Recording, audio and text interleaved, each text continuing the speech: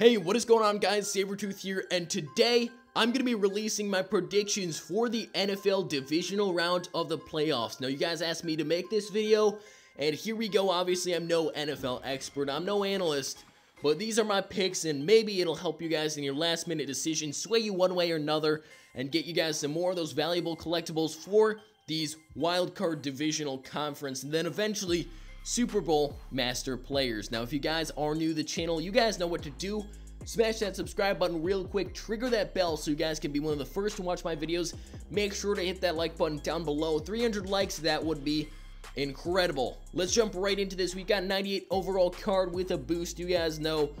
And if you have not done the wild card set already, which I doubt most of you have, hold on to your badges because that Matt Bryant is trash and it is not worth it whatsoever. When this card gets released, I'll let you guys know if it's a good deal or not. But right now, we've got all the packs saved up, all 12 from the live events. So we're going to be opening them all up live. I've got no idea what order they're going to be in, so we're just going to take it as we roll. And let's jump right into it. So first one could be any of the matchups, and it is going to be Patriots and Titans passing. Now this one I think is one of the easier ones, and I'm going with the Patriots passing here, and here's why. So Tom Brady, you guys know, led the league in passing yards. I believe the Patriots lead the league in passing yards per game.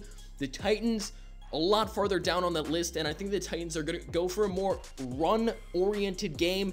So I'm going with the Patriots passing here. I think this one is pretty self-explanatory. Next one, I believe this should be the 45 over-under on this one. Now this is honestly a tough prediction. So I've seen things that say the Patriots are going to blow out the Titans in something like a 34-17 game. Obviously, that would lead it to be over, but personally, and this is just me, I actually think the Titans are going to keep it a bit closer than that because I think they're going to rely on the running game. I believe Marco Murray's coming back. Derrick Henry obviously had an amazing game last week. They're going to rely on that running game. They're going to chew down the clock, and I think it's going to be something maybe like a 23-14 finish, something like that. It's not going to be as high as people think. So personally, this one's probably a bit controversial, and this one I may get wrong, just being completely honest, but this one I'm honestly going for the under on the points scored. This one was one of the hardest decisions that I had to make out of all of them, just because the various just random opinions that I saw, but I think I'm going to go with the under on this one here. Finally, this should be, what is it, the rushing yards, Patriots versus Titans. And this one, I am going to go with the rushing yards for the Titans. I think they're going to stick with the ground in this game. And obviously, last week, Derrick Henry went off. So I'm playing it safe. I'm going with Titans rushing there. Next one, what matchup is this? Could be Saints, Vikings, Titans, or we just did the Titans, Falcons. This one's going to be Steelers, Jags. Steelers pass versus Jaguars pass. This one is honestly pretty easy as well. I'm going with the Steelers passing here because they actually were number 3 all year, and they're going to be out for revenge against those Jags. Ben Roethlisberger versus Blake Bortles. I don't think the Jags completely trust Bortles, so I'm going with the passing for the Steelers there. Now, this one, if it follows the same pattern, should be 45 over-under. This one I honestly think is a pretty simple prediction as well. If this does not come true, I'll be very shocked. Under. Just straight up under. Jags will not score that much. Steelers will not score that much either because the Jags have a good defense. If we're seeing a 17-10 game, something like that, way under that 45 points. No question, no doubt in my mind, this one's going to be under. So next one, and the final prediction, I believe, is going to be the rushing, obviously. And this one, I'm going with the Jags rushing because if you guys didn't see last week already, Blake Bortles chipped in more rushing yards than he did passing. Something like 88 yards, and that's really not that bad. Combine that with Leonard Fournette.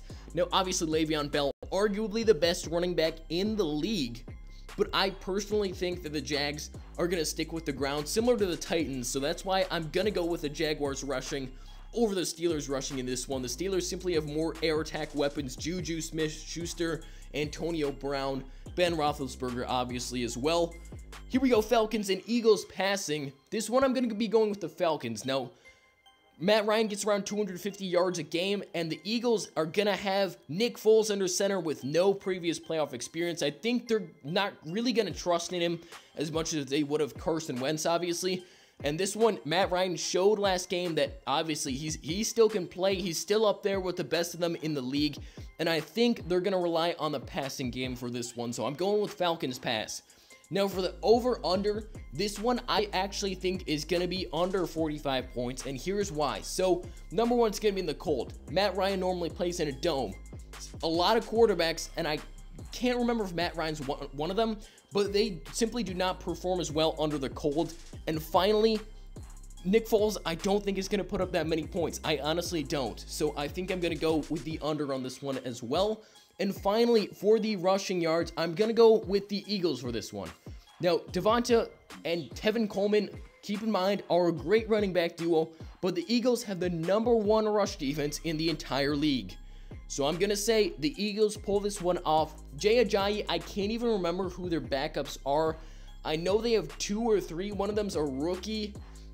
Just the names are slipping my mind right now, but definitely here I'm going with the Eagles rushing because I think their run defense is going to clamp up the Falcons, and I think the Eagles aren't going to trust Nick Foles enough to give him a lot of passing plays, so I think they're going to stick more with the runs. Finally, clearly it's going to be Saints-Vikings. That's all we've got left. Vikings versus Saints passing.